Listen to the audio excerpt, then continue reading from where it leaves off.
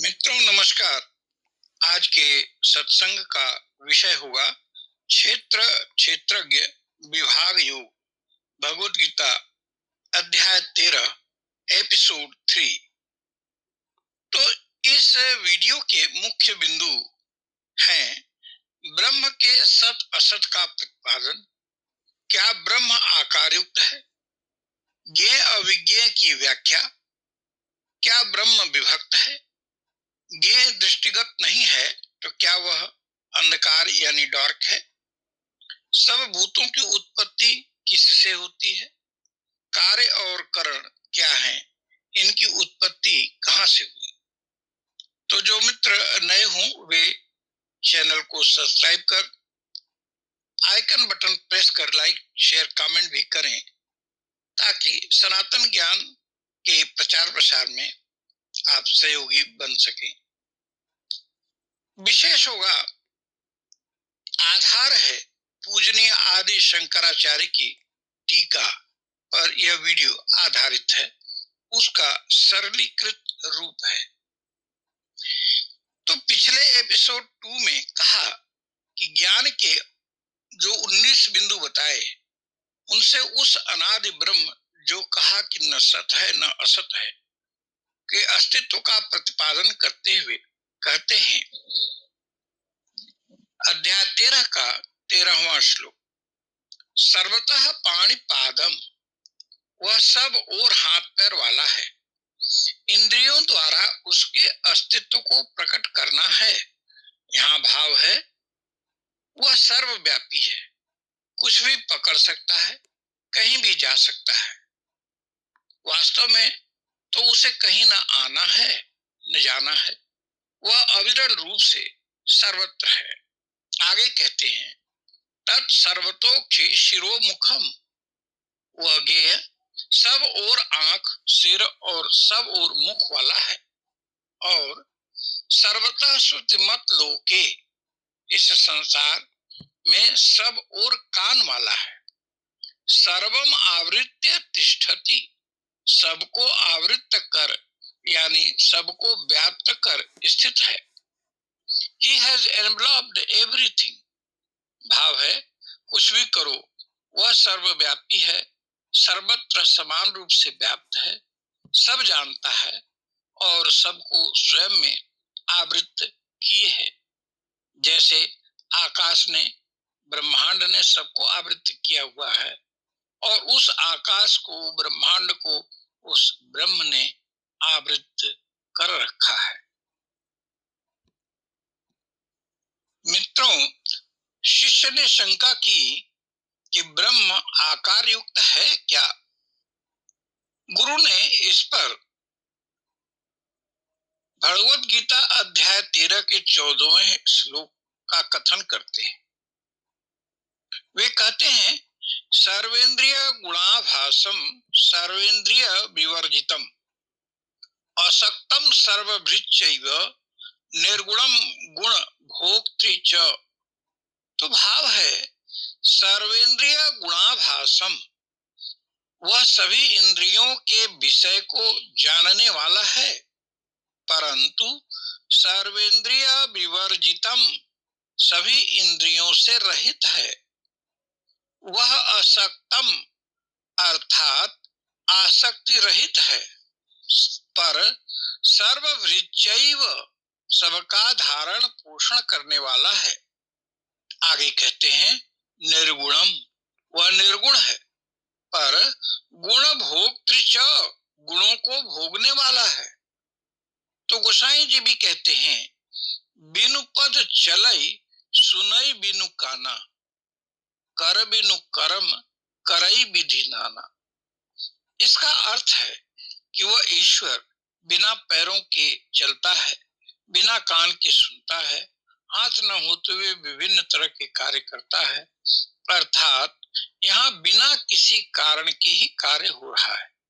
भाव है इंद्रिय रहित है, पर इंद्रिय विषयों को जानने वाला है। तो वह अविज्ञेय है, पर उसे जाने कैसे। ऊपर के श्लोकों में 13 और 14 में ज्ञेय की सत्ता को बता रहे थे, अब आगे एक शिष्य पूछता है। शिष्य ने पूछा, चराचर के बाहर और भीतर कौन है? वह अविज्ञेय है ऐसा कहते हैं, पर क्यों?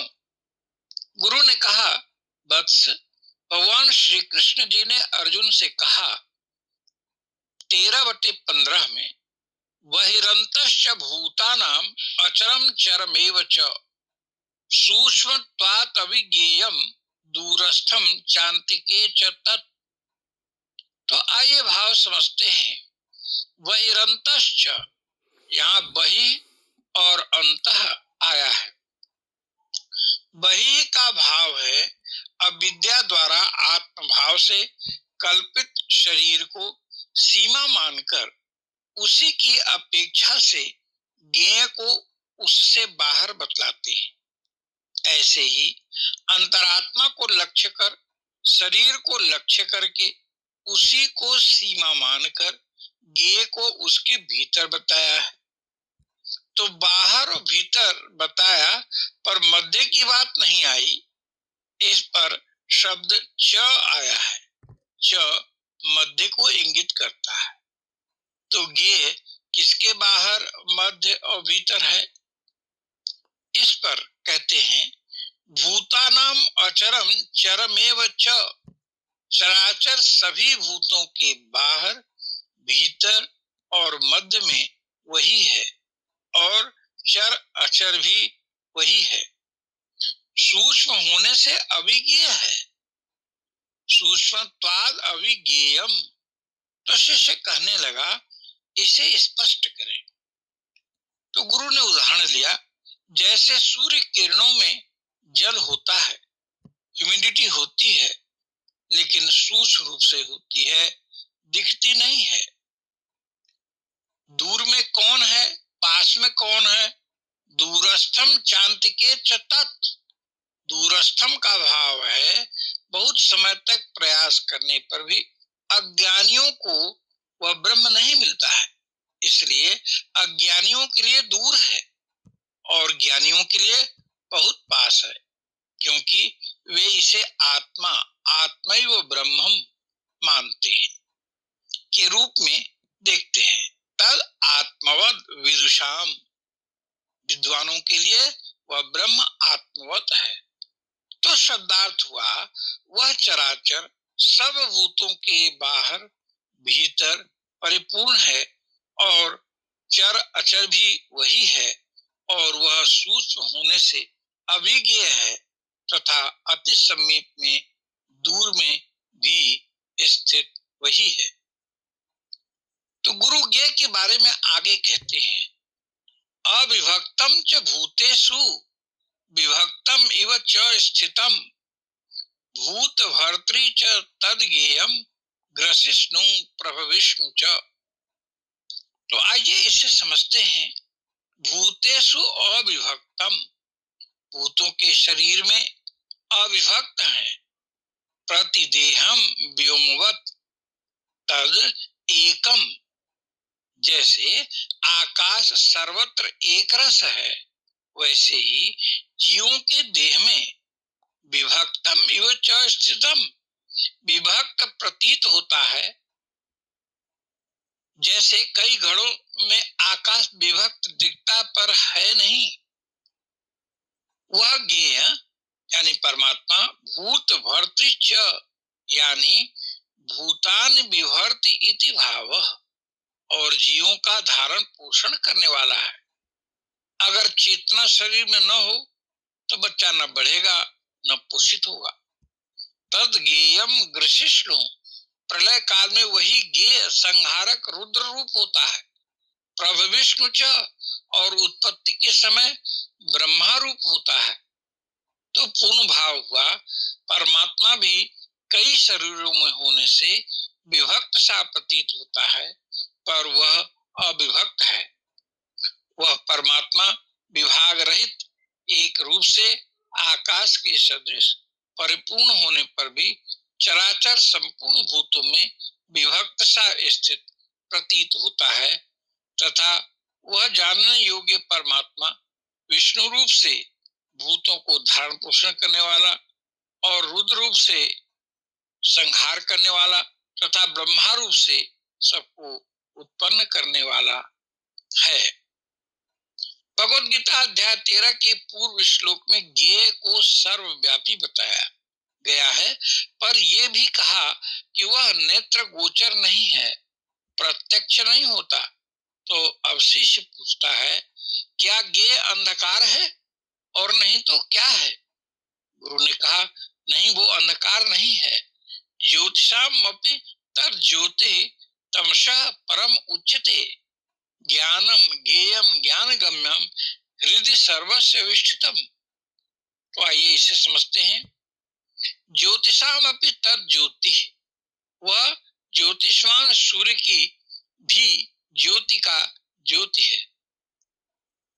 गीता जी के 15वें अध्याय के 12वें श्लोक में कहते हैं, जदादित्य गतम तेजो जगद भासयते अखिलम यच्चंद्रमसि यच्चाग्नौ तत्तेजो विद्धि मामकम। अर्थात सूर्य में स्थित तेज तथा चंद्रमा का तेज और अग्नि का तेज जो है उसको तुम मेरा ही तेज जान। श्वेताश्वर उपनिषद के 6/14 में कहते हैं, ये न सूर्य तपति तेज से धह तस्य भाषा सर्वमिदं विभाति। अर्थात सूर्य का तेज उसका स्वयं का नहीं है, वह सब उसी ज्ञेय का तेज है। तमस अज्ञान से माया से परम परे है, वह ज्ञेय माया से परे है, ऐसा उच्यते यानी कहा जाता है। ज्ञानम वह ज्ञान है, बोध स्वरूप है। अमानित्ववाद रूप पीछे 19 भेद बताए गए हैं। ज्ञेयम जानने योग्य है, ज्ञान गम्यम ज्ञेय ही जानने के प्रयास होने से ज्ञान का फल होने के कारण पहले ज्ञान गम्य कहा जाता है, और जब जान लिया जाता है तब वही ब्रह्म ज्ञेय हो जाता है। तो ज्ञान, ज्ञान और ज्ञेय ये तीनों ही हृदय में रहते हैं।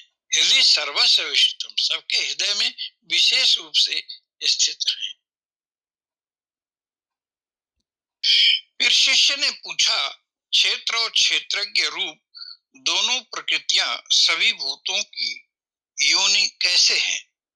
गुरु ने कहा, प्रकृतिम पुरुषम चैव विद्या नाद उभावपि विकारांश गुणांश्चैव विद्धि प्रकृति संभवान। अध्याय 13 श्लोक 19। तो आइए इसे समझते हैं।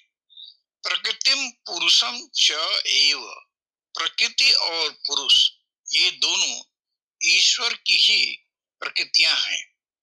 उभावपि अनादि विद्धि, इन्हें अनादि जानो। ऐसा इसलिए कहा कि ईश्वर तो नित्य है, अनादि है, तो उसकी प्रकृति भी अनादि होगी ही। अब प्रश्न उठता है कि विकार त्रिगुण आदि किससे उत्पन्न हुए? गुरुदेव ने कहा, विकारांश गुणांश्चैव विद्धि प्रकृति संभवान। विकारों को द्वेष आदि और सत रज तम गुणों को प्रकृति से ही उत्पन्न जानो।